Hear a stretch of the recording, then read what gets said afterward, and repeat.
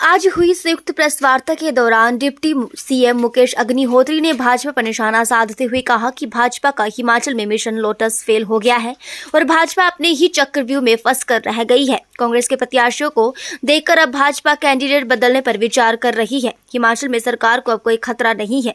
लोकसभा चुनाव में जीत का चौका और विधानसभा उपचुनाव में छक्का लगेगा। सरकार पहले से भी ज्यादा मजबूत होगी। जो प्रेजेंट सिचुएशन चल रही है उसके बारे में लगातार भारतीय जनता पार्टी के नेता प्रदेश को गुमराह करने में लगे हुए हैं और इस समय स्थिति ये है कि प्रदेश की जो इलेक्टेड गवर्नमेंट बनी उसको गिराने का एक प्रयास हुआ और उस साजिश का पूरा भंडाफोड़ हो चुका है और सारा प्रदेश जानता है कि भारतीय जनता पार्टी और इसके नेताओं ने प्रदेश में साजिश की, प्रदेश में षड्यंत्र किया और प्रदेश में जो जनादेश प्रदेश की जनता ने दिया था उसको डिफीट करने का प्रयास किया। लेकिन आज ऑपरेशन लोटस जो है वो हिमाचल प्रदेश में डिफीट हुआ है और भारतीय जनता पार्टी के जितने भी नेता हैं इंक्लूडिंग नेता प्रतिपक्ष, उनको प्रदेशवासियों से माफ़ी मांगनी चाहिए कि हमने सरकार गिराने का प्रयास किया, हम गिरा नहीं सके। हमने आपको वायदा किया था कि हम सरकार गिरा देंगे, हम ऐसा नहीं कर पाए और अब स्थिति जो है हिमाचल प्रदेश में कांग्रेस पार्टी की सरकार को कोई थ्रेट नहीं है। आज की तारीख में नेता प्रतिपक्ष हालांकि लगातार बयान दे रहे हैं कि हिमाचल प्रदेश की सरकार अल्पमत में है।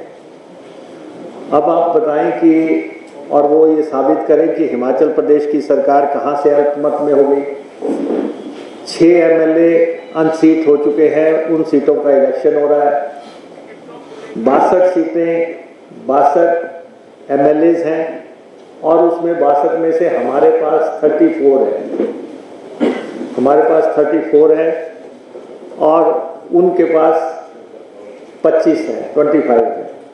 तो हमारी किसी भी ढंग से हम अल्पमत में नहीं है। हमारी सरकार को कोई थ्रेट नहीं है। हमारी सरकार पूरी तरह स्टेबल है और इस इलेक्शन के बाद जो है ये पहले से भी ज़्यादा स्टेबिलिटी अटेन कर लेगी।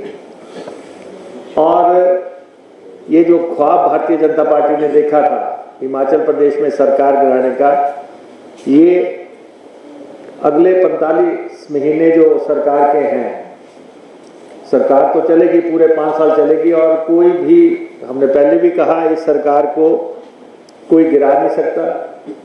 कोई साजिश जो है, ये देवभूमि है, इस देवभूमि के लोग जो है, कुछ राज्यों में ऐसा होता होगा कि एमएलएज को इस तरीके से जो है बरगलाना और उनको अपने साथ लेना और सरकारें गिराई जाए या